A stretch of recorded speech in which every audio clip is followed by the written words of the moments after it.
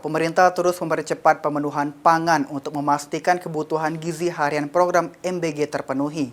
Menteri Koordinator Bidang Pangan di Anjungan Sarinah, Jakarta pada Minggu 23 November menjelaskan, target pemenuhan jutaan porsi pangan per hari menuntut percepatan produksi di berbagai sektor.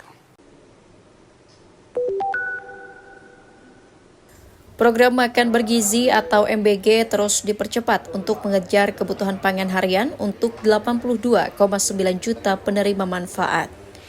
Menteri Koordinator Bidang Pangan Zulkifli Hasan usai perayaan Hari Ikan Nasional di Anjungan Sarinah, Jakarta, Minggu 23 November menyatakan bahwa setiap hari dibutuhkan jutaan potong ikan, ayam, buah hingga sayur untuk mendukung program tersebut.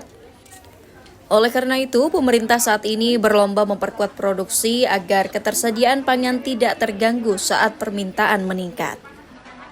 Kalau kita perlu ayam, kita perlu per hari itu 82,9 juta potong ayam, buah, sayur, ya nasi. Jadi kita juga sekarang pangan ini memang balapan, kerja keras agar kita bisa juga memenuhi yang diperlukan itu. Tentu kalau tidak kan biasa hukum pasar.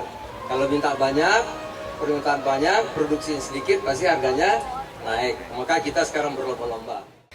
Pemerintah juga mempertimbangkan untuk menggunakan keragaman pangan khas berbagai daerah dalam memenuhi program makan bergizi gratis.